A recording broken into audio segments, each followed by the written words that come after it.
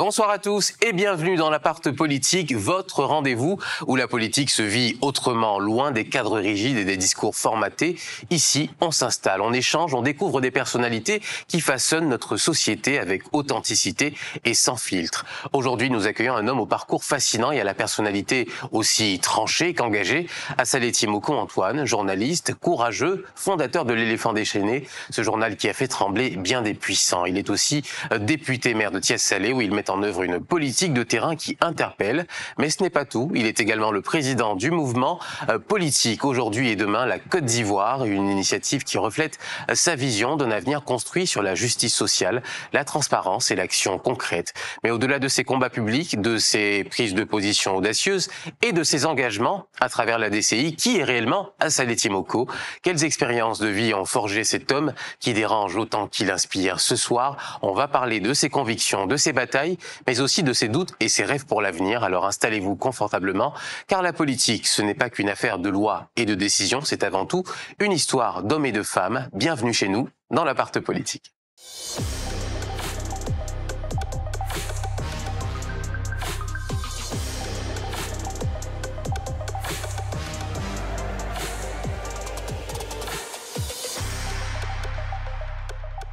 Bonsoir Assaleti Moko Antoine. Bonsoir. Bienvenue dans l'Appart Politique. Merci beaucoup. On vous appelle pas beaucoup Antoine, je crois. Comment? On vous appelle pas beaucoup Antoine. Non, je préfère plutôt Assaleti Moko. Assaleti Moko, Oui. c'est un choix de votre part. Oui, tout à fait. Alors, bienvenue dans l'Appart Politique.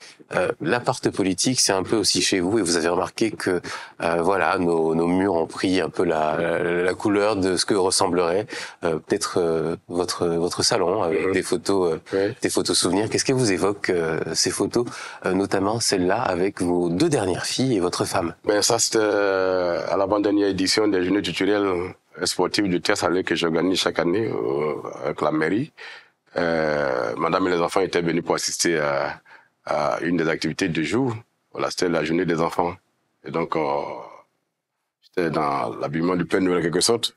Et voilà, et donc, nous étions ensemble. Vous êtes un homme de famille. Oui, tout à fait. Tout à fait. Très proche des enfants. Voilà. Et alors, est-ce qu'il y a une autre photo sur ce mur qui vous parle particulièrement? Je parlerai de celle-là, au niveau de celle-là, où je suis avec Edwy Plenel. Edwy Plenel, cofondateur de Mediapart, journal d'investigation. C'est une rencontre qui m'a beaucoup marqué parce que après on a beaucoup correspondu ensemble et je suis allé me familiariser avec la rédaction d'un grand journal d'investigation, parce que moi-même je rêvais d'être un grand journaliste d'investigation. Donc cette rencontre m'a beaucoup marqué et cette photo, elle me plaît bien. Le journalisme, vous l'avez oui, dans l'âme. Voilà, le journalisme, c'est vrai que j'y suis arrivé un peu par accident, mais après j'ai complètement épousé le métier et je l'ai incarné jusqu'à ce jour. Voilà, là vous voyez. Moi aussi d'ailleurs, je suis arrivé là un peu par accident dans le journalisme, mais c'est vrai que une fois qu'on rentre dedans, on est. Oui, c'est une sorte de drogue, hein, voilà. On aime le métier. Alors, on force un peu la main. 2011. Oui, ça c'est une photo qui a été prise en juillet 2011 où j'étais allé à Malabo, en Guinée équatoriale, représenter le journal dans lequel je travaillais, c'était le Nouveau Réveil, le DCI. Et il y avait un sommet de l'Union africaine et j'étais parti pour couvrir cela. Et donc le chef de l'État nous a fait l'honneur de nous recevoir à sa résidence privée à Sipopo. Et c'est à cette occasion-là qu'on a échangé et qu'on a fait cette photo. Alors, plus de 10 ans plus tard, les rapports, ils ont changé aujourd'hui, hein? Journaliste à l'époque, aujourd'hui... Oui, aujourd'hui, je suis acteur politique, député et maire, donc on fait un peu le même boulot. Voilà, lui au plan national, moi au plan local.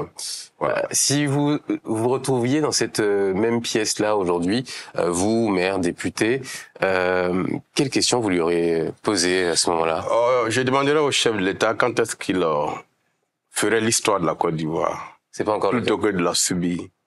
Et je pense qu'en décidant d'être de ne pas se présenter en 2020 et en revenant sur sa décision après le décès du Premier ministre Amadou Coulibaly, il a subi l'histoire.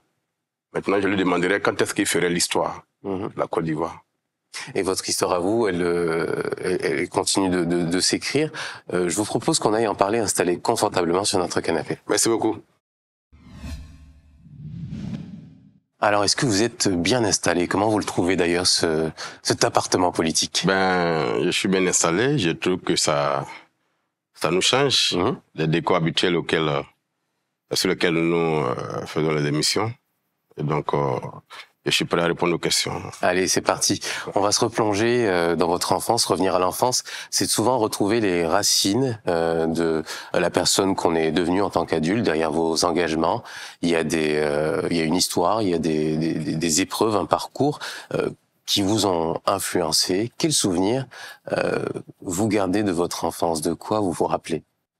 Écoutez, ce dont je me souviens le plus souvent, et d'ailleurs j'y pense depuis que je suis à des responsabilités municipales, c'est chaque rentrée scolaire.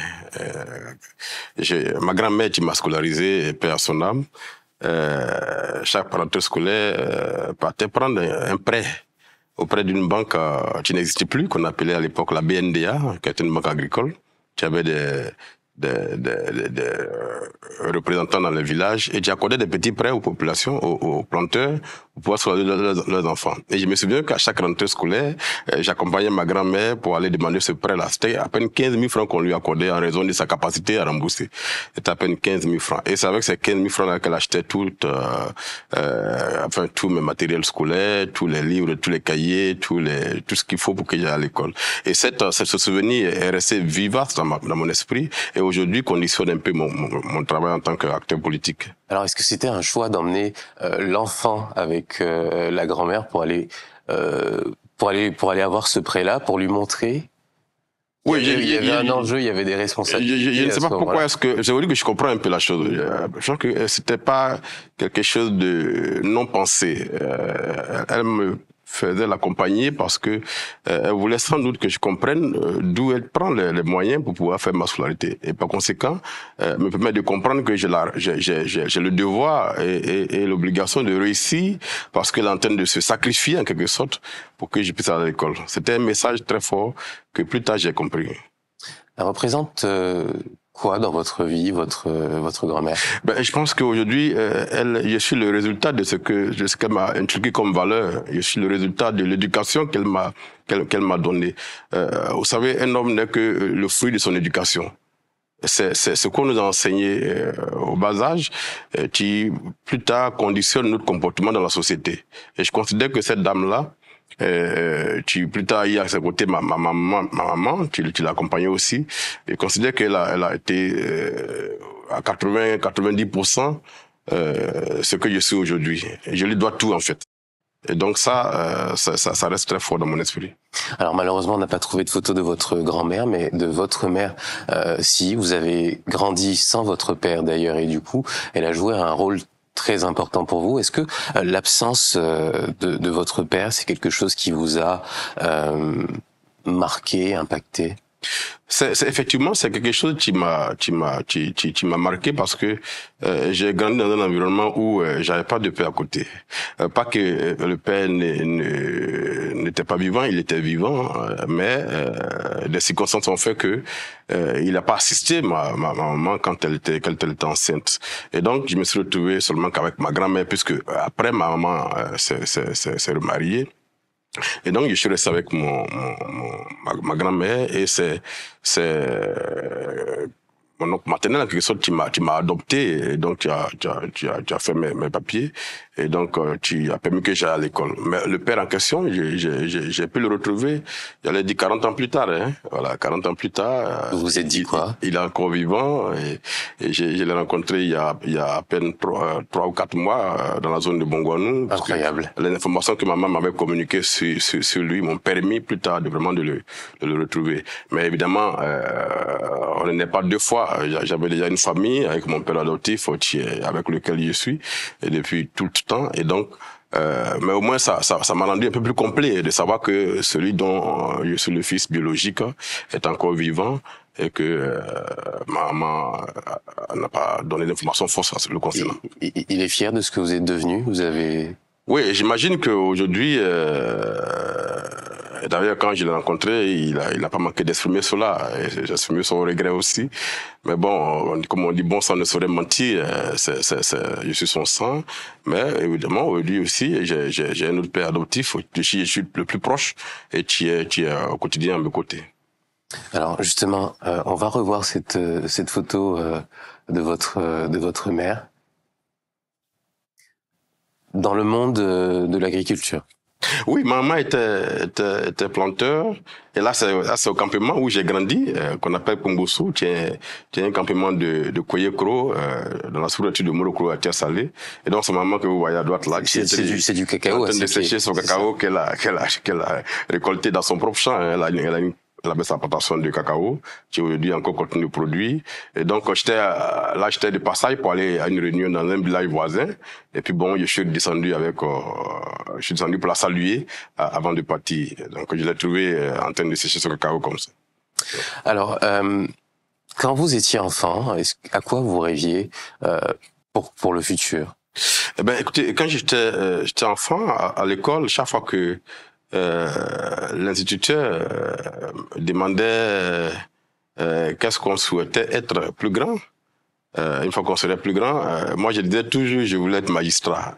Je sais pas de façon inconsciente, peut-être que parce que j'avais pas connu mon père, j'avais vécu cela comme une injustice et que par conséquent je voulais être magistrat pour redresser un peu les torts dans la société. Ah oui. Je supporte pas du tout l'injustice. C'est quelque chose contre laquelle je me bats tous les jours. Et donc, tout petit, j'ai rêvé à ça. Et d'ailleurs, c'est pour ça que une fois que j'ai eu le bac, j'ai essayé de faire des études de droit. C'est une formation de juriste. Voilà, une formation de juriste. Et donc, de venir faire ce métier de magistrat. Malheureusement, le destin en a décidé autrement. Alors, si vous deviez choisir un endroit qui vous rappelle votre enfance, ce serait lequel? Est-ce qu'on peut avoir... je sais que vous allez répondre Tias-Salé, ça c'est bien évident, mais est-ce qu'on peut aller un peu plus loin, un endroit qui vous inspire la confiance et la sérénité dans votre enfance? Ben écoutez, s'il y a un endroit qui m'inspire confiance et sérénité, c'est le campement où j'ai grandi avec ma maman. Je veux dire, une partie de ma vie, Pombossou, qui est une zone qui porte en tout cas de grands souvenirs, hein, que quand j'y vais, il y a la plantation de cacao de mon père adoptif où j'étais tout le temps en train de partir au champ comme tout le monde, comme tout bon enfant du village. Et c'est la nature qui me permettait de grandir sereinement, et très souvent cette nature-là me manque beaucoup, de ne pas être au champ. D'ailleurs, c'est pour ça que depuis que je suis à Abidjan dans les années 88, je ne fête jamais à Abidjan. Je préfère toujours être au village pour fêter. Il y a que là-bas que je me sens le mieux. Vous faites comme Henri Conan Bédier. Ben voilà. Toutes les fêtes, je suis au village. D'ailleurs, à l'époque, quand j'étais au secondaire, pendant les congés de Pâques, on partait au village, je partais défricher une parcelle pour s'aimer du riz. Je faisais des champs de riz. Et puis on revenait, dès qu'on arrêtait la nôtre, je repartais au village pour aller surveiller le riz au champ, pour chasser les oiseaux qui venaient pour bouffer notre riz. Et ça, c'est des souvenirs très forts, très vivaces, qui restent dans mon esprit, quoi. Alors, donc votre enfance qui a défini l'homme que vous êtes aujourd'hui. On va revenir dans un cadre un peu plus récent. Si vous deviez vous décrire aujourd'hui en 3 mots, exercice difficile, ce serait lesquels? Ben, je dirais simplement que je suis mon citoyen.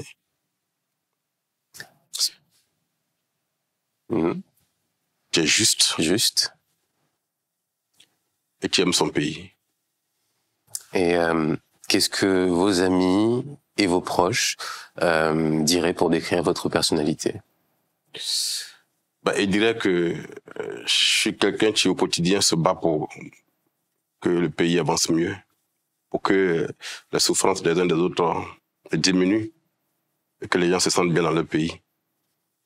Alors justement, cet engagement-là, est-ce qu'il y a un moment particulier dans votre vie qui a déclenché cette volonté de changer les choses? Vous avez parlé du tort que vous aviez l'impression d'avoir subi plus jeune, d'où la formation de juriste, mais sur l'engagement qui est venu après. Ben, écoutez, comme tout à l'heure je l'ai dit, je voulais faire le métier de magistrat, Mais en sortant de l'université, je me suis retrouvé pris dans l'étau entre mes rêves et la réalité historique. C'est-à-dire que le rêve de magistrat s'est heurté à un système de corruption dans l'organisation des concours en Côte d'Ivoire. Cela a été un choc pour moi et c'est ce qui a déclenché l'engagement qui est le mien aujourd'hui. À savoir que on ne peut pas tuer les enfants des pauvres que nous sommes par un système d'évaluation qui ne soit pas fait sur les critères objectifs. Et donc, j'ai décidé, à partir de ce moment-là, d'utiliser ma plume pour dénoncer ce système-là. Et c'est de là que tout est parti. Et cette dénonciation, évidemment, plus tard, m'a conduit en prison. Et c'est là que tout est parti. On va y revenir, bien sûr. Voilà. Quelles sont les figures historiques qui vous ont le plus marqué dans votre vie personnelle, politique, celles qui vous inspirent le plus? Ben, je vais dire, et là, je sais que vous y pensez, moi, la figure historique, politique, sociale, économique, tout ce que vous voulez qui est dans mon esprit tous les jours, c'est ma grand-mère. Voilà. Je m'attendais à tout sauf à ça. Voilà. C'est ça. C'est cette éducation qu'elle m'a inculquée. Je pense que elle était une grande politicienne au sens où moi je le définis. À savoir que quelqu'un qui construit l'avenir. Parce que pour vous, la politique, elle redescend chez les petites gens, comme on les appelle. Oui, la politique, c'est pour les petits gens. Le changement d'une société part de la base. C'est pas du sommet que ça part. C'est la base qui conditionne le changement. Et donc, c'est la base qui formate le citoyen. C'est l'éducation qui formate le citoyen. Et qui lui permet de porter des valeurs qu'il déploie une fois qu'il grandit pour contribuer à faire évoluer sa société. C'est ça. Et donc, je considère que cette dame-là, cette femme-là, elle a été tout à la fois. Et pour moi, c'est la plus grande politicienne parce qu'elle a formaté un citoyen qui est aujourd'hui en train de servir son pays. C'est le plus bel hommage que vous puissiez lui rendre, de la mettre sur le même palier que les figures historiques, politiques que je vous proposais.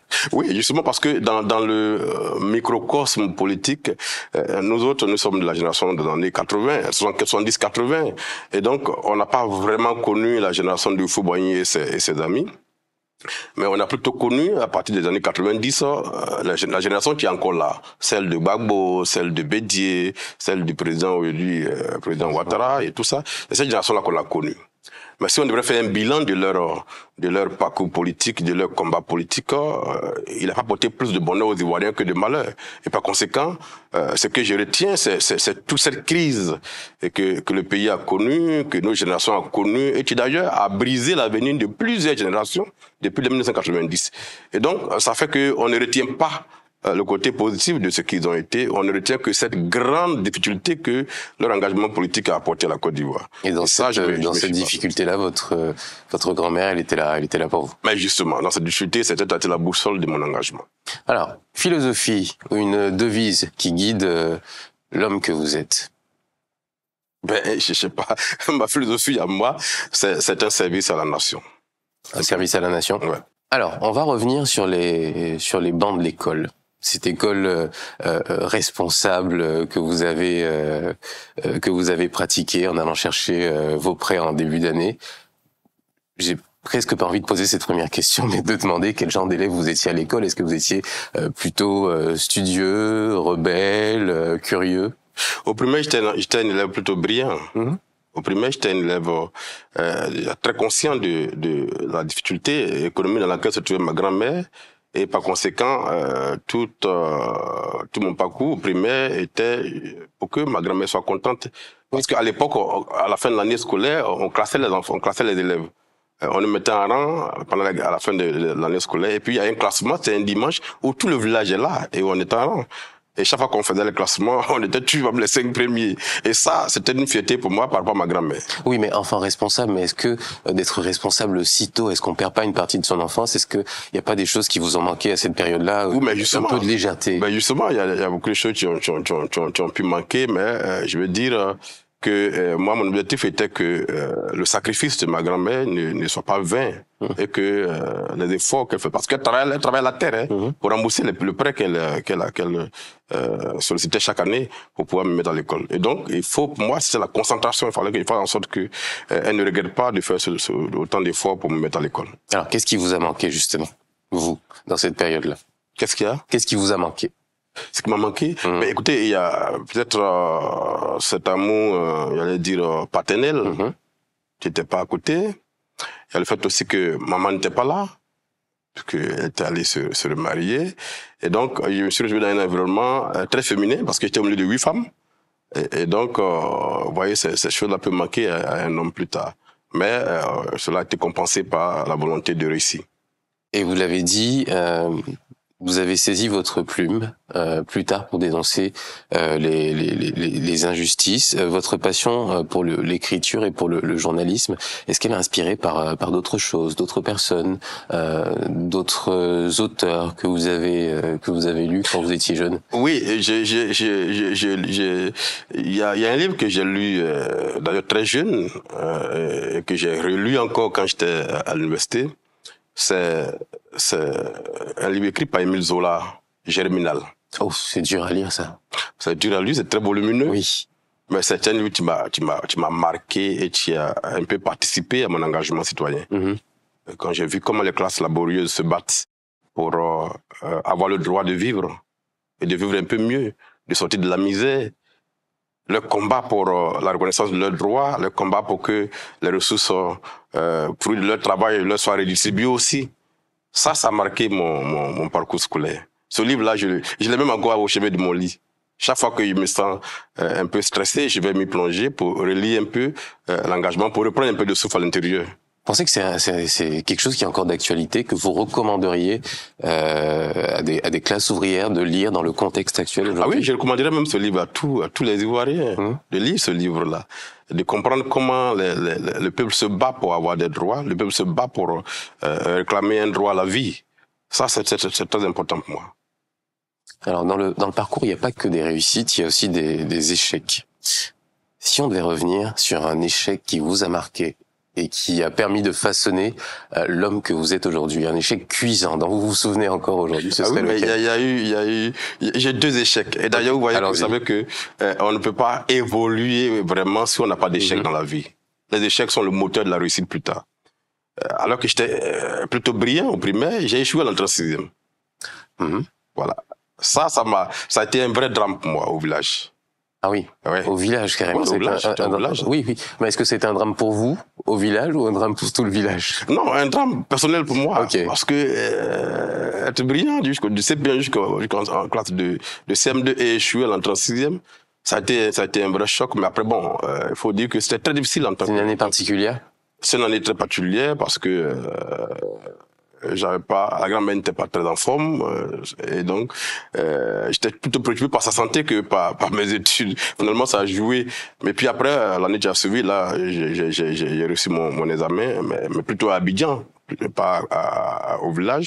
Et puis, un deuxième échec en terminale au lycée municipal de Yopougon. Ça également, ça a été très compliqué parce que les efforts que j'avais fournis pour pouvoir passer ce bac était tellement grand parce qu'il fallait parcourir pratiquement 10 à 15 km par jour pour aller à l'école à pied. Et donc, quand je voyais ce parcours-là, sur près de 9 mois que tu aboutis à un échec, ça a été très fort pour moi. Alors, est-ce que vous faites partie de ces parents qui rappellent à leurs enfants qu'ils ont fait 15 km à pied pour aller à l'école? Ah oui, mais aujourd'hui, mes enfants, je leur dis ça. Quand je les vois, ils ont une voiture, ils ont un chauffeur qui les accompagne à l'école. Chaque fois, je leur dis, votre papa n'a pas eu ça. Moi, j'étais à pied. Je parcourais pratiquement 15 km. À pied pour aller à l'école. De Yopougon, Niangon, Basse-Seyeux, jusqu'à Kouté, en passant par Saint-Pierre et tout ça, c'est d'ici, c'était à pied que je faisais cela. Et matin comme le soir, pendant 9 mois. Et même pendant 2 années, puisque j'ai repris le bac. Et donc aujourd'hui, ça, c'est quelque chose que je rappelle au quotidien à mes enfants pour leur dire, vous avez intérêt à réussir parce que les conditions que j'ai créées pour vous, je les avais pas eues quand j'étais à l'école. Alors justement, premier échec, entrée en 6e. Oui. Quand vous apprenez que vous ne passez pas en classe supérieure, comment est-ce que vous vous sentez quand vous savez que vous allez devoir l'annoncer à votre grand-mère qui compte tant sur vous que vous ne voulez pas décevoir? Non, mais c'était surtout à l'intérieur une révolte pour moi. C'était la volonté de prendre une revanche l'année qui va suivre. Et donc, ça se passait devant ma grand-mère, puisqu'à l'époque, comme je l'ai dit, c'était devant toute la population qu'on faisait ce classement-là, qu'on annonçait si tu étais admis, tu devais aller au collège. Et donc, j'ai pleuré toute l'âme de mon corps ce jour-là. Et vous a dit quoi? Mais bon, non, elle a dit que c'était qu'un échec et que l'année qui suivait, ça allait marcher et qu'elle était encore là pour continuer à payer pour que j'aille à l'école. Voilà.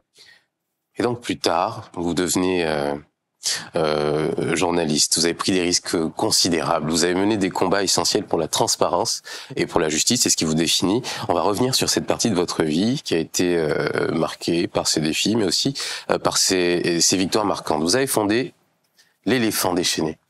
C'est un journal qui a bousculé bien des puissants.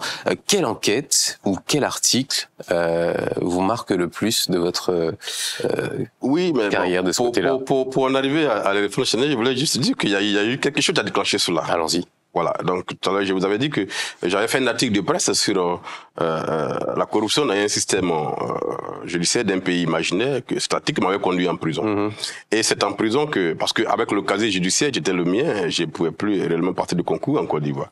Et donc c'est en prison que j'ai découvert un journal français qui faisait de l'investigation, qu'on appelle le Canard enchaîné. Voilà, que recevait un de mes co-détenus français.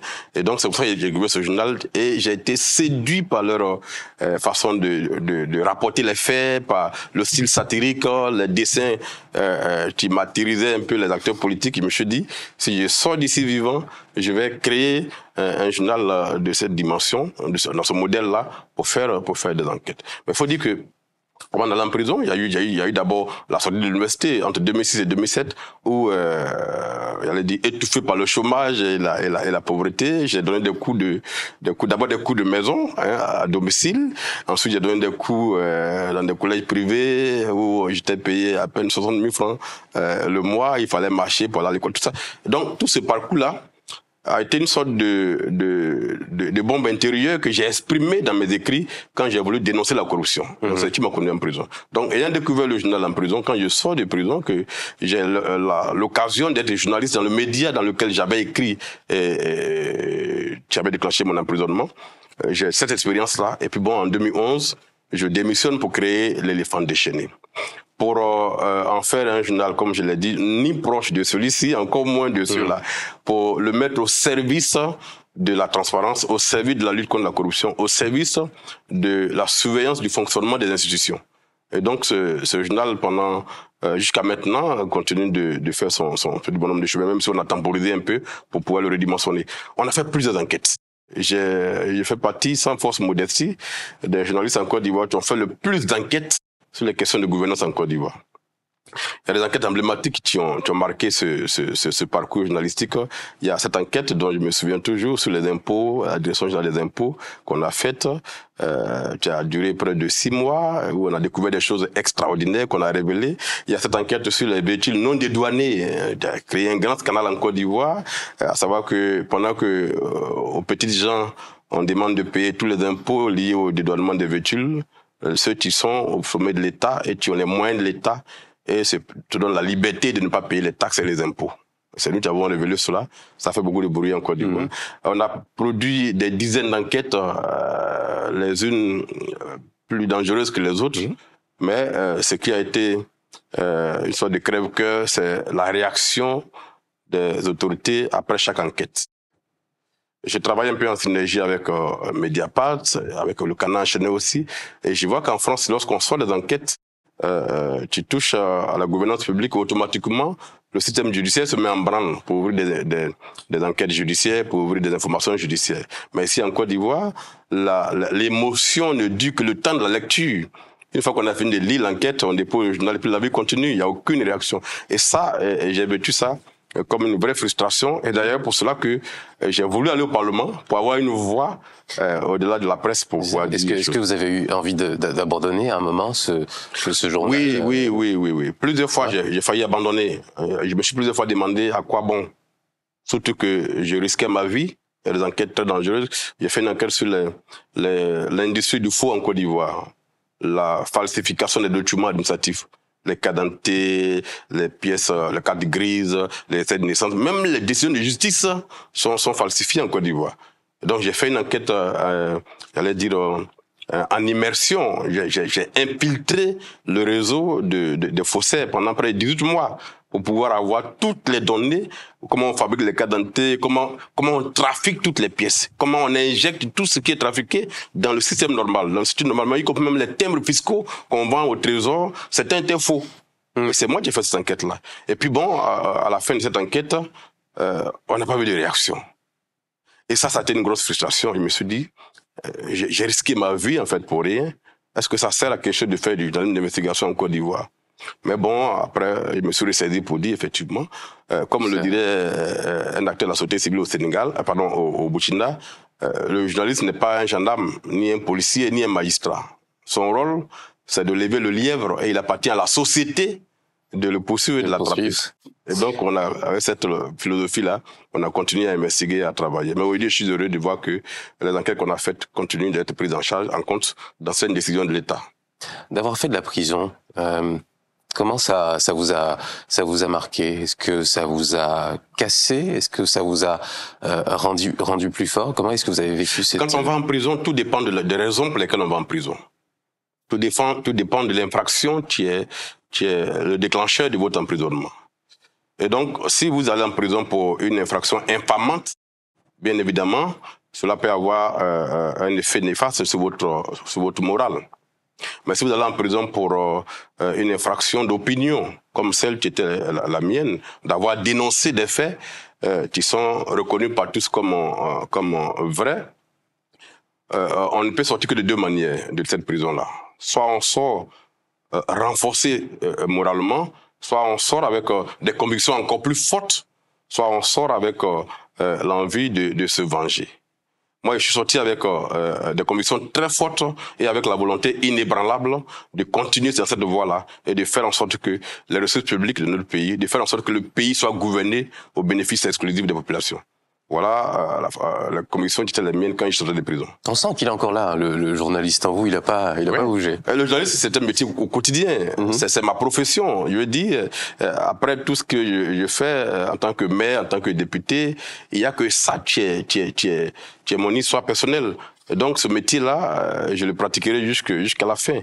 Alors, voilà, donc, il demeure à moi. Puisqu'on est encore dedans, est-ce qu'il y a un sujet, une enquête que vous avez encore envie de traiter plus que tout, que vous n'avez pas encore fait? Oui, il y a une enquête sur laquelle, d'ailleurs, le journal qui revient la semaine prochaine, une enquête sur laquelle nous sommes en train de travailler, et en tout cas moi personnellement, sur laquelle je travaille. C'est l'utilisation des ressources publiques pour le financement des partis politiques.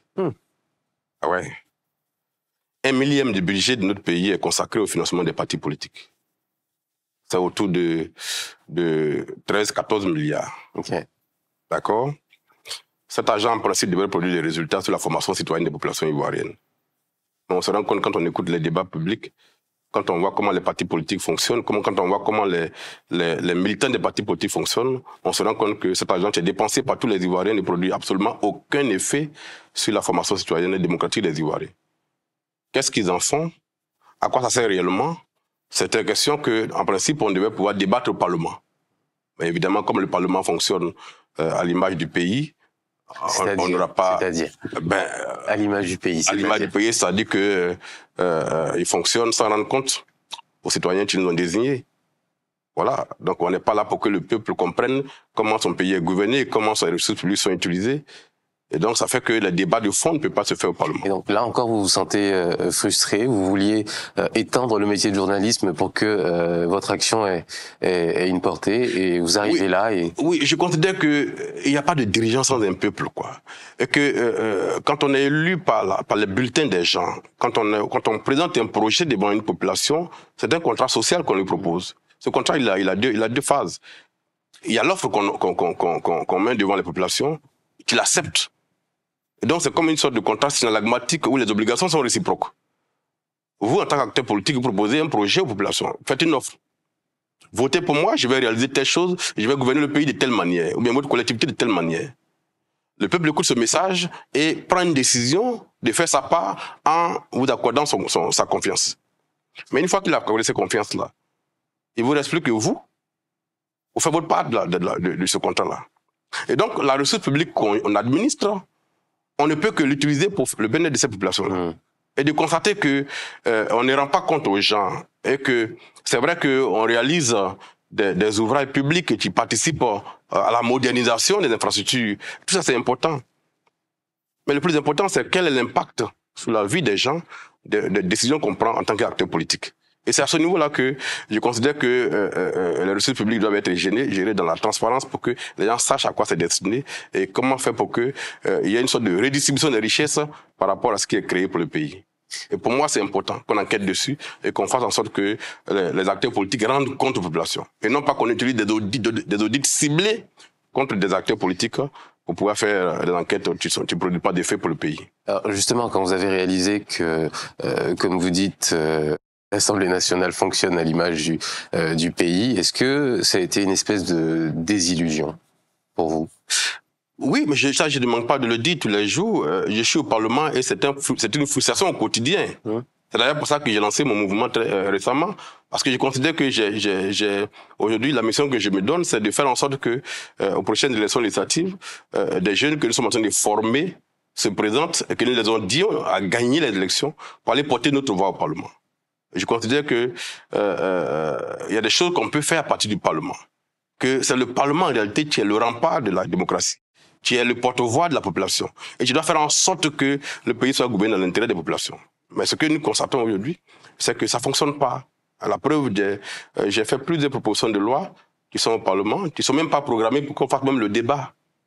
Et donc, à la limite, on me répond, sans me répondre d'ailleurs, que tout ce qu'on vous demande ici, c'est de venir acclamer le projet de loi et de fermer votre gueule, quoi.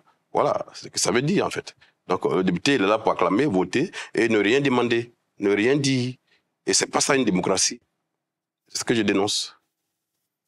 On a retrouvé une photo d'un moment particulier dans votre vie, la photo de votre mariage. Qu'est-ce qu'elle vous évoque, cette photo?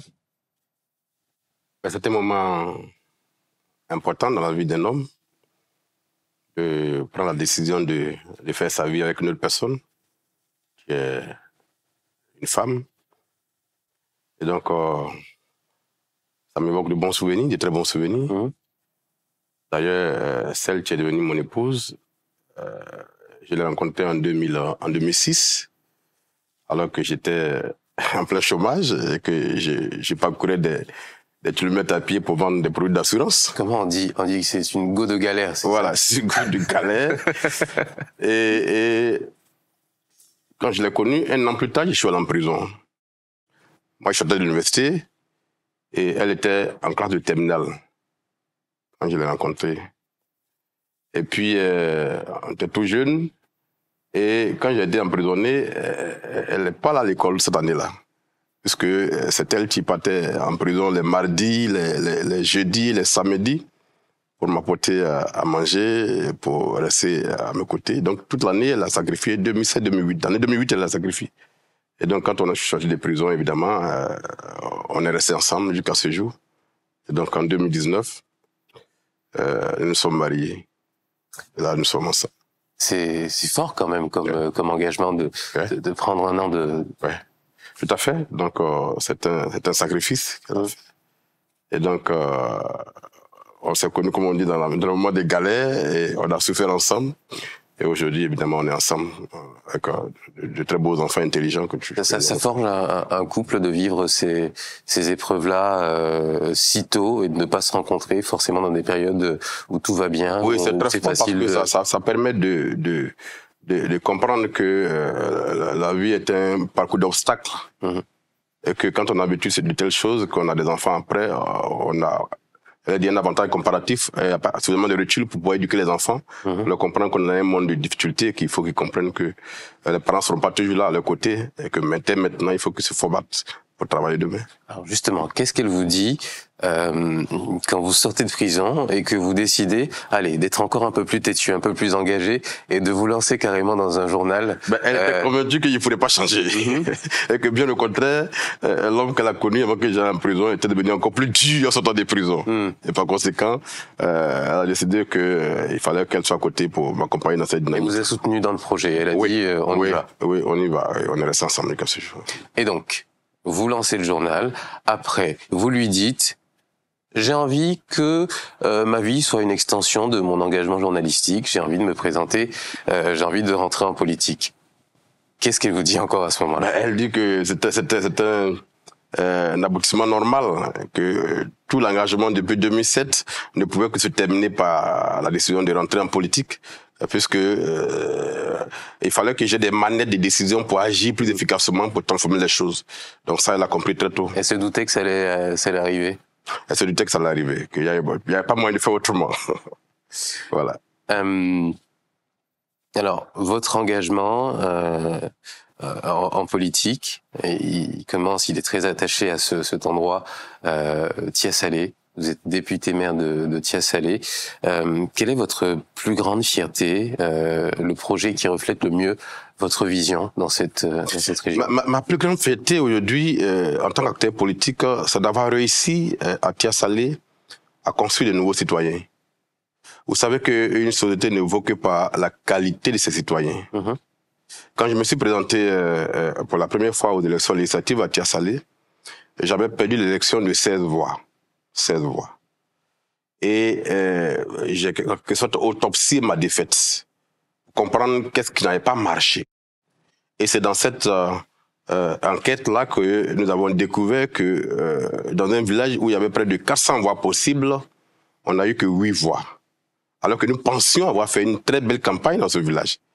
Et donc, nous sommes repartis sur le terrain pour comprendre ce qui s'était passé. Pourquoi on n'a eu que 8 voix, alors que nous avons perdu l'élection de seulement 16 voix d'écart.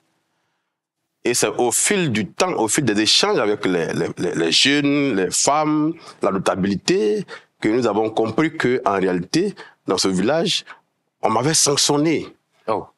Parce que nous étions arrivés dans la soirée dans ce village, après avoir fait le tour de plusieurs autres villages et campements, et dans notre stock de t-shirts, il ne restait plus que 8 t-shirts. Que 8 t-shirts que nous avions remis seulement à nos représentants dans le village. Les 8 représentants dans le village ont reçu les 8 t-shirts. Cela a été mal vécu par le reste de la population. On considérait que on a donné les t-shirts à nos représentants. Et par conséquent, c'est les seuls qui allaient nous voter. Et c'est ce qui s'est passé? Et on a eu 8 voix. Cette découverte a été un choc pour moi. Ça m'a permis de comprendre que nos populations votent sur des critères non pertinents et sur des valeurs d'appréciation des candidats qui ne sont pas des valeurs démocratiques en réalité.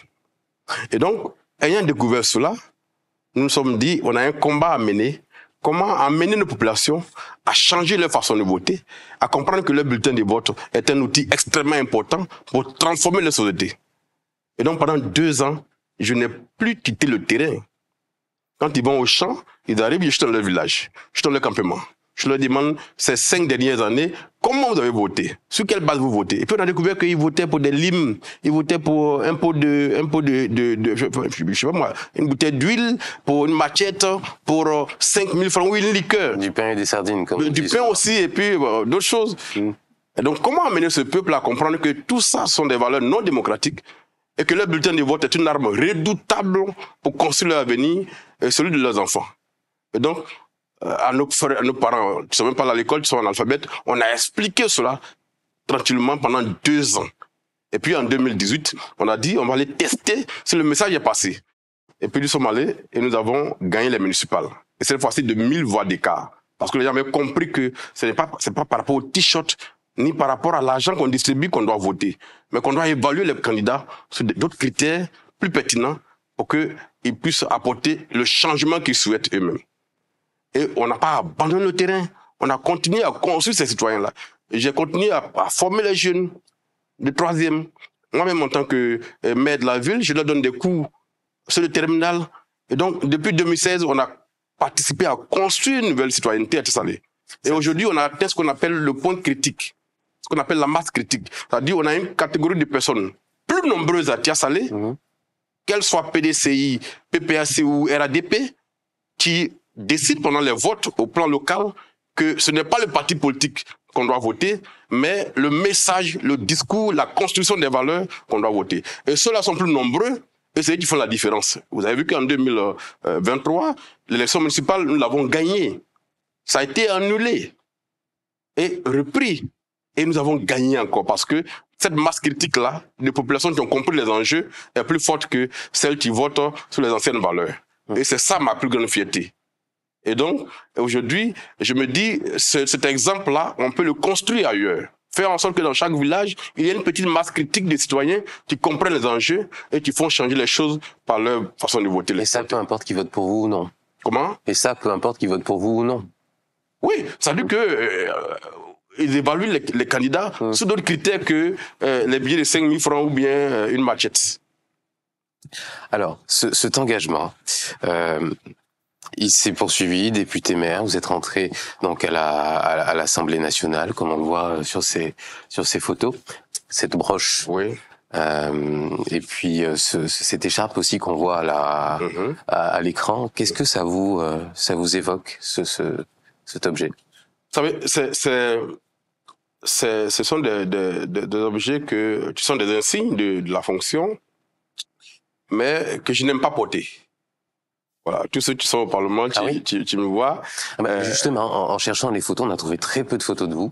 En fait, j'aime pas porter l'écharpe parce que je considère que la responsabilité qui est derrière n'est pas celle que j'assume à l'Assemblée. L'écharpe, elle représente notre pays, elle représente le peuple de Côte d'Ivoire. Et je considère qu'au Parlement, on ne donne pas l'occasion de servir le peuple de Côte d'Ivoire. Et donc, quand on fait la rentrée solennelle, moi, je porte l'écharpe. Dès qu'on finit la rentrée solennelle, automatiquement, je l'enlève. Parce que je me dis, on n'est pas digne de la porter. Nous ne représentons pas les Ivoiriens. Nous ne défendons pas leur cause. Nous ne venons pas au Parlement pour porter leur voix. Et donc, c'est pour ça que vous voyez que très, très peu de photos de moi sont avec cette écharpe et cette broche-là. Parce que il faut qu'on donne l'occasion. La Constitution nous a déjà conçu cela. Qu'on nous donne les moyens de défendre la cause de notre peuple et la démocratie que nous incarnons au Parlement. Mais aujourd'hui, le système fonctionne de telle sorte que les députés ne peuvent pas jouer le rôle pour lequel ils sont élus. Alors, tant que vous avez envie de changer les choses... j'ai envie de me battre pour qu'il y ait plus de députés non encartés dans les partis politiques et sous influence, de sorte qu'ils soient plus déterminés à défendre la cause, la voix du peuple. Et ça passe par aujourd'hui et demain la Côte d'Ivoire. On va regarder ce petit extrait justement du lancement de ce mouvement.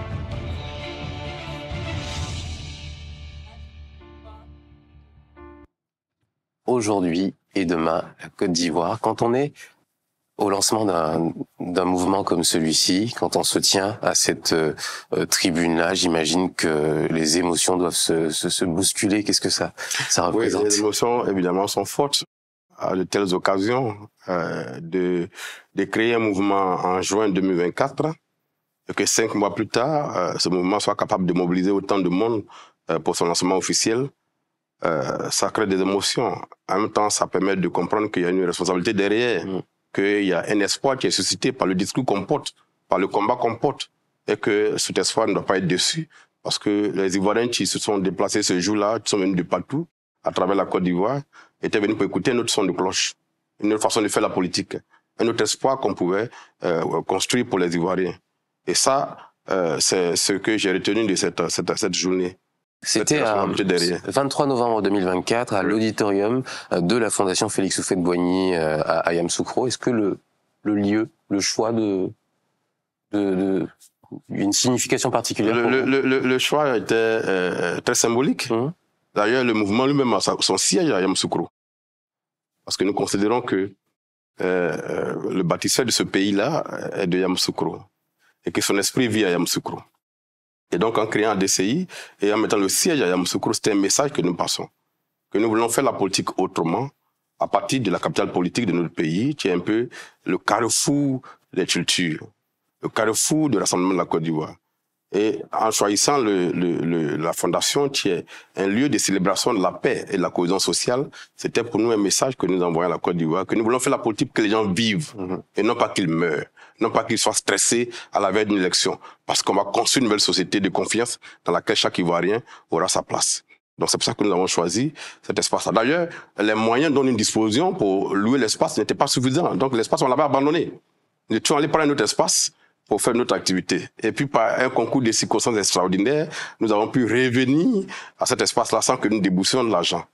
Voilà. Qui a tiré les ficelles? Ben, écoutez, la salle que nous avions prise pour faire notre cérémonie, c'était la salle des fêtes de la mairie de Yamoussoukro, était très proche de la place Jean-Paul II, où se déroulait un grand événement religieux. Et les acteurs de cet événement voulaient la salle en question pour faire une conférence. Alors que nous avions déjà loué la salle pour le même jour. Et donc, ce sont eux, cette église-là, c'était des Coréens, ce sont eux qui sont allés louer la salle Houphouët-Boigny, la fondation Houphouët-Boigny, pour que nous libérions l'autre salle pour eux. Et donc, c'est eux qui ont fait que nous sommes retrouvés à la fondation. Est-ce que vous êtes superstitieux? Est-ce que vous avez vu ça comme un signe? Je crois fortement en ce qu'il n'y a rien qui se passe sans que ce soit écrit. Voilà. Je crois au décès. Et donc, ADCI est lancé. Tout le monde se pose la question, on vous l'a déjà posé. Est-ce que vous serez candidat à l'élection présidentielle de 2025? Nous avons créé ADCI pour former, pour construire une nouvelle société. Et cette société ne pourrait pas se construire si nous n'avons pas les manettes de décision en main. J'ai vu combien de fois avoir une mairie en main pouvait produire un effet sur le changement de beaucoup de choses dans une collectivité, dans une commune. Et donc, étant cela au plan national, évidemment, il faut les manettes nationales en main. Et donc, ADCI a été construit pour plus tard conquérir le pouvoir d'État. Plus tard? Bien sûr, puisque le mouvement a à peine 6 mois maintenant, 7 mois. Mais nous sommes dans la dynamique de l'installation, donc du déploiement du mouvement à travers la Côte d'Ivoire. Même si nous sommes en 2025, il y a une élection présidentielle, nous n'avons pas pour fixation d'aller à cette élection présidentielle-là. Ce n'est pas exclu non plus. Il n'est pas exclu non plus que nous y participions. Ce qui importe, ce n'est pas le fait de savoir si on va être candidat à la présidentielle ou pas. Ce qui importe, ce qui est l'enjeu, c'est de savoir si notre voix porte dans le débat national. C'est de savoir si ce que nous disons au quotidien, contribue à faire avancer la démocratie, contribue à la formation citoyenne des populations. C'est ça le plus important. Et donc, c'est un moment historique auquel tout citoyen qui a su gouverner doit participer. Mais il y a des conditions qui encadrent cela. Et donc, pour le moment, nous ne disons pas tout de go que nous allons y aller. Nous ne disons pas aussi que nous n'allons pas y aller. Nous sommes en train de construire d'abord une dynamique sur le terrain. Et puis, bon, comme le monde politique est dynamique et mouvant, peut-être que à la fin, nous prenons la décision pour y aller ou pas. Alors justement, on n'a pas encore votre décision, mais on a quand même quelques candidats qui sont déjà déclarés. Simone Gbagbo, Tidiane Thiam, Jean-Louis Billon se sont déclarés candidats à l'élection présidentielle. Simone Gbagbo, qu'est-ce qui ferait d'elle une bonne présidente de la Côte d'Ivoire et qu'est-ce qui, au contraire, l'handicape? Je ne sais pas si je suis le mieux placé pour juger des éléments qui feraient d'elle une bonne présidente ou pas.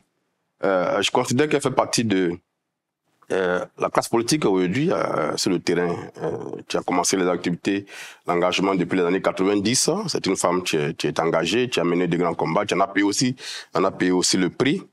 Je pense qu'elle est légitime à vouloir diriger la Côte d'Ivoire, puisque elle a mené un combat politique. On peut l'apprécier ou pas, mais ça ne lui retire pas le droit de vouloir diriger un pays. Après, est-ce qu'elle sera une bonne présidente ou pas? Ça, j'ai pas les éléments suffisants pour apprécier cela. Tidiane Thiam, même question. Ben, écoutez, M. Thiam est arrivé et a apporté un nouveau dynamisme au PDCI. Il a redonné une seconde vie au PDCI. Il a la volonté ferme, manifestement, de diriger la Côte d'Ivoire. Il est sur le terrain. Il participe au débat national. Je pense qu'il a les compétences pour diriger la Côte d'Ivoire. Mais évidemment, pour être président d'un pays, pour diriger un pays, il faut bien plus de choses qu'une simple compétence. Il y a beaucoup d'éléments qui rentrent en compte. Et donc, je lui souhaite bon vent aussi. Voilà. Jean-Louis Billon. Ben, lui également est un acteur politique connu, qui est sur le terrain depuis des décennies. Et il est du PDCI. Depuis plusieurs années, il a manifesté son désir d'être candidat, bien même avant le décès du président Bédié. Et donc aujourd'hui, je pense qu'il est dans sa dynamique. Si l'occasion se présente, je pense qu'il pourra être candidat. Et il pourrait aussi être un président qui connaît un peu le pays et qui pourrait se battre aussi pour les Ivoiriens. On a l'impression que on change avec l'accession au pouvoir, à la magistrature suprême. Est-ce que vous pensez que, si c'est le cas pour vous, vous allez arriver à garder vos valeurs personnelles malgré les ambitions politiques? Oui, vous savez, la façon dont un président gouverne le pays est la conséquence de son parcours politique. Est la conséquence des compromis ou des compromissions qu'on fait sur le chemin de la conquête du pouvoir. Si il y a trop de compromissions dans la conquête, sur le chemin de la conquête du pouvoir, évidemment, une fois qu'on arrive au pouvoir, on a un peu les mains liées. Mais quand on a un parcours social qui permet d'arriver au pouvoir sans trop de compromissions, très souvent on a les manettes pour gouverner. Vous voyez, aujourd'hui, quand on prend le cas du Sénégal, qui est l'exemple le plus récent, si les acteurs pour pouvoir aujourd'hui ont cette liberté de prendre des décisions, d'agir, ça sera relatif à leur parcours social, leur parcours politique, dans lequel il n'y a pas eu beaucoup de compromissions sur le chemin. Et ça fait qu'ils ont cette liberté, cette marge de manœuvre. Mais si dans le parcours, il y a trop d'engagements compromettants, évidemment au sommet, vous êtes liés par vos engagements avec les autres, et forcément, il y a des décisions que vous ne pourrez pas prendre de façon objective. Vous allez gouverner avec un clan au lieu de gouverner avec le pays, avec le peuple. On va revenir un peu sur vous et celui que vous êtes une fois que vous retirez le costume. Derrière l'homme public, il y a toujours une vie privée, des passions, des moments de doute. Est-ce que, en dehors de votre engagement professionnel, il y a des choses que vous prenez plaisir à faire? Oui, je prends plaisir à aller au champ. Je suis un enfant du village. Très souvent, je ne me sens vraiment libre que quand je suis dans les plantations. Quand je suis au champ, j'ai passé une grande partie de mon enfance. C'est d'ailleurs pour ça que il fut une période où je partais au village chaque semaine. Maintenant, à cause des responsabilités, j'ai pas vraiment le temps d'aller chaque fois au village. Donc ça, c'est quand je suis là-bas, c'était un moment de récréation pour moi, de me ressourcer dans beaucoup de choses. Ensuite, c'est vrai que vous adorez le foot. J'adorais le foot. Et puis après, je l'ai abandonné en 98. Je me suis complètement coupé du football. D'ailleurs, la CAN qu'on vient de remporter il y a un an de cela, je n'ai pas regardé un seul match, la CAN. Oui, parce que j'ai un très mauvais souvenir d'un événement sportif dans les années 98. Je suis à sec. Je supporte la SEC. Malheureusement pour les gens de l'Afrique, je supporte la SEC. Je sais que beaucoup de supporters de l'Afrique même bien, mais je suis à SEC. Et en 98, j'étais encore très jeune. Je pense que j'ai failli perdre la vie après une défaite de la SEC en finale de Ligue des Champions à Abidjan ici avec au stade. Oui, avec Orlando Pirates comme on a dit, où sous nos yeux le trophée est parti en Afrique du Sud. On a eu du mal à sortir du terrain et il a juré que plus jamais je vais donner mon cœur à un match de football. Et vous jouez de temps en temps. Et donc je jouais même au football. Ouais. Quand j'étais à l'école, j'ai joué au football. Mais aujourd'hui, je suis plutôt basket que football. Voilà. Et donc ça, ce sont des moments que j'aime partager. Et puis bon, mes moments les plus appréciés, voilà, ça c'est une phase bizarre que j'ai eu au cours d'un tournoi de football. Aujourd'hui, ce que j'aime faire, c'est lire. Ouais, sport, lecture. Ah oui, la lecture. Ça c'est le moment le plus prisé. Lire, être dans les livres, apprendre au quotidien, comprendre le monde. Il n'y a que dans les livres qu'on trouve ça, en dehors de l'expérience sur le terrain. Donc j'aime beaucoup lire. Ça, c'est vraiment important. Et d'ailleurs, je l'impose à mes enfants. Alors, c'est marrant que vous parliez de vos enfants. Vous avez 2 filles. J'ai 2 filles et 2 garçons. 2 garçons, Oui. 2 filles, 2 garçons. Oui. Quelle place votre famille occupe aujourd'hui Elle occupe une grande place. Hein. Elle occupe une très grande place, même si je n'ai pas toujours le temps d'être à leur côté, parce que je consacre beaucoup de temps aussi à servir ma communauté. Ma famille est le ciment de ma vie, quoi. C'est-à-dire que une fois que je sors de mes responsabilités au quotidien, que j'arrive à la maison, mes enfants, la famille, madame, c'est mon petit monde, quoi. Vous êtes quel genre de papa? Un papa gâteau ou un papa strict Oui, sévère? les deux. Voilà, il y a un équilibre parfait entre laisser un peu de liberté et reprendre les choses en main automatiquement. Et donc, j'essaie d'inculquer à mes enfants des valeurs pour qu'ils comprennent que on ne sera pas toujours à leur côté et que pendant que nous sommes là aujourd'hui, il faut qu'ils profitent. Non seulement à l'école, mais pour que demain, ils soient des hommes qui participent à construire une nouvelle société. Et ça, c'est quelque chose que je l'ai dit au quotidien. Même à celle qui a 4 ans, je pense qu'elle comprend mieux maintenant les choses que ses grands frères. Voilà. Alors, on va revenir un peu sur votre vision pour le futur. Si vous aviez un message à transmettre aujourd'hui à vos enfants et à la jeunesse ivoirienne, ce serait lequel? Ce serait de savoir que on n'obtient rien sans sacrifice.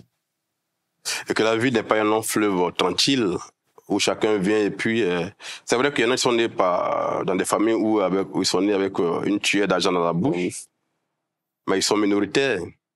La grande majorité est arrivée par un moment de pluie. C'est une image que je prends. Vous savez, certains philosophes, Arthur Schopenhauer, a dit que un enfant ne vient pas au monde avec un sourire. Et en pleurant. C'est en pleurant. Ça veut dire que le monde dans lequel nous naissons est un monde de combat, un monde de défis. Et dès l'instant qu'on sort du sein de sa maman et qu'on est dans l'atmosphère de cette vie dans laquelle nous vivons, automatiquement on est agressé par l'environnement. Et donc ça veut dire, en quelque sorte, si je devais résumer ça, bienvenue en enfer. Et par conséquent, oui, bien sûr, parce que cette vie-là, tant qu'on a encore le souffle, on est au quotidien en train de se battre. Les défis sont nombreux. Si on relâche un peu, on perd tout. Donc à ces jeunes-là, je ne peux que dire cela.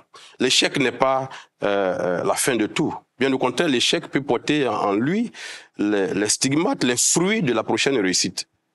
Et ce qui compte le plus, c'est de faire en sorte que quand il y a une opportunité, on la saisisse. Quand les parents sont vivants, qu'ils ont les moyens de payer l'école, il faut profiter pour se former. Parce que ça ne durera pas tout le temps. Et donc, les jeunes de Côte d'Ivoire aujourd'hui sont un peu à la rue, sont un peu à l'abandon, sont un peu, j'allais dire, dans une situation où ils n'ont pas beaucoup d'opportunités. Certains prennent la mer à la limite à la nage pour fuir les réalités. Je pense que ce n'est pas une bonne décision. Et que là où on se trouve, en attendant qu'on ait meilleure voie, il faut qu'on se batte pour s'en sortir. Il n'y a rien qu'on puisse obtenir sans sacrifice. Chacun peut porter une ambition. Et d'ailleurs, tout le monde a une ambition. Ce qui fait la différence, c'est qu'il y en a qui sont capables d'assumer, mais qui sont prêts à assumer les conséquences de leurs ambitions. Il y en a qui ont des ambitions qui ne veulent pas les assumer. Nous sommes dans un pays où beaucoup de personnes dans l'administration publique portent des valeurs, ont des convictions fortes.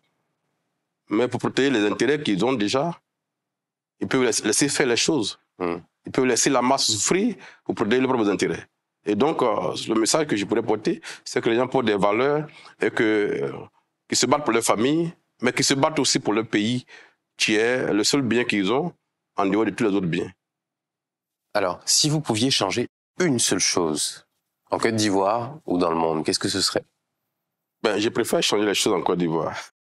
Je ne cherche pas à changer les choses dans le monde. C'est mon pays qui m'intéresse. C'est les Ivoiriens qui m'intéressent. Si je pouvais changer une seule chose, c'est de faire en sorte que nous ayons une nouvelle société. De réinventer tout de suite une nouvelle société. C'est vaste. C'est pas vaste. Vous ne pouvez pas construire le citoyen si vous ne redéfinissez pas les valeurs sur lesquelles vous considérez le citoyen.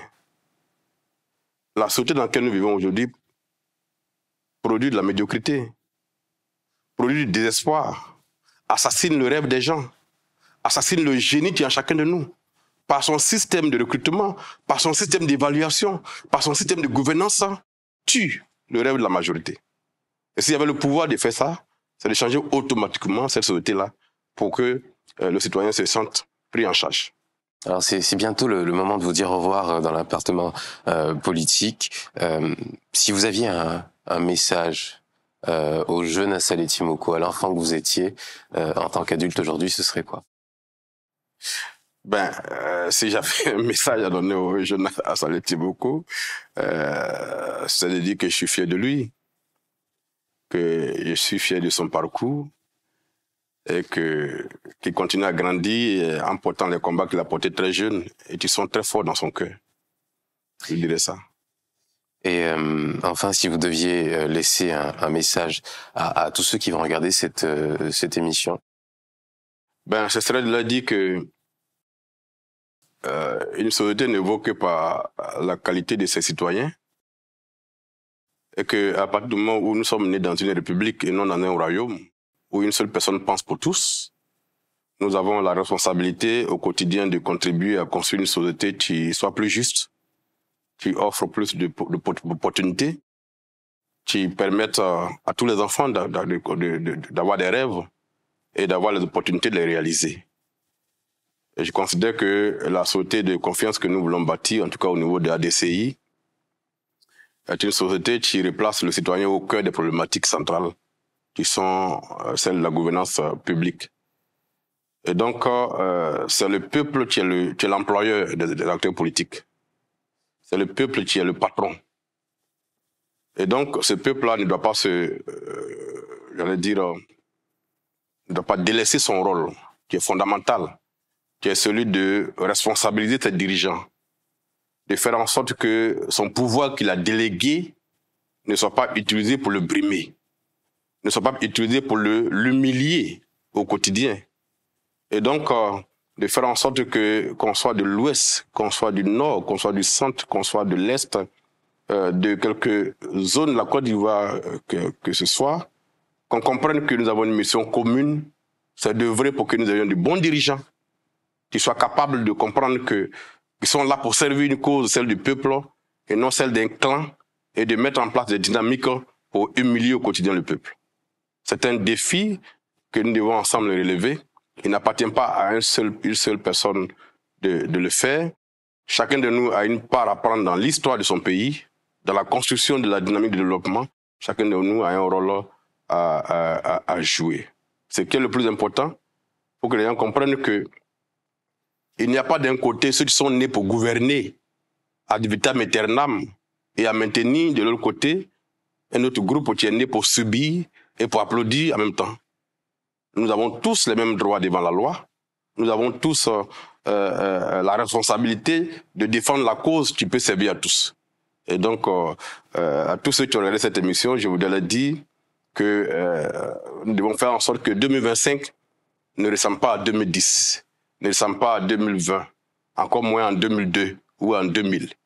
Que l'élection que nous allons organiser doit être la fête de la démocratie, où tout ce qui est pris en compte, c'est le projet que chacun propose pour améliorer le sort du peuple. Et non pas d'aller offrir sa vie pour des acteurs politiques, mais d'offrir sa voix pour changer le pays. C'est ce message-là que je voulais porter. Et nous, en tant qu'acteurs politiques, en tout cas moi, en tant qu'acteur politique, le mouvement que j'ai créé, nous allons nous mettre au quotidien au service. D'ailleurs, les Ivoiriens qui me suivent savent que je suis au quotidien en train de me battre et que par ailleurs, j'obtiens des résultats qui touchent à la vie des gens. C'est ce combat-là que je vais continuer à mener. C'est dans ce combat-là que je me sens le plus à l'aise et c'est dans cette mission-là que je vais continuer à vivre. J'espère que vous avez passé un bon moment dans la part politique. Oui, ça a été bon pour moi. C'était relax. Oui. Ça permet d'aller en profondeur des choses sans prise de tête. Et le concept me plaît et je pense que cette émission doit se poursuivre et que vous allez recevoir d'autres invités. C'est tout le mal qu'on se souhaite. Mais avant de vous laisser partir, on a une petite tradition ici à l'appart politique, c'est de demander à notre invité d'immortaliser le moment avec un petit selfie qu'il va prendre et qu'on va garder nous en souvenir. Avec plaisir. Allez, c'est parti. Hop. Alors, je vous laisse prendre la photo. Vous êtes bon cadreur ou pas? Oui, bien sûr.